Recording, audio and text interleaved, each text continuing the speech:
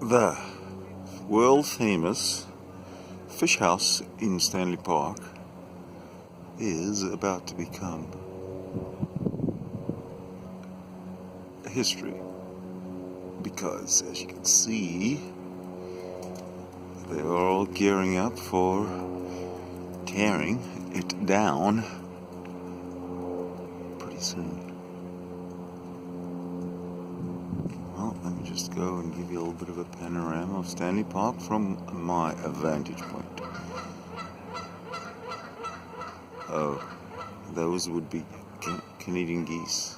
Welcome to Canada. If I go around, now I'm going to actually hit English Bay. And right in front of me is actually the Stanley Park Lawn Bowling Club.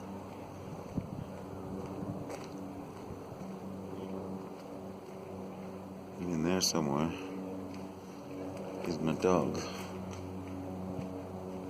hiding behind a tree, no doubt.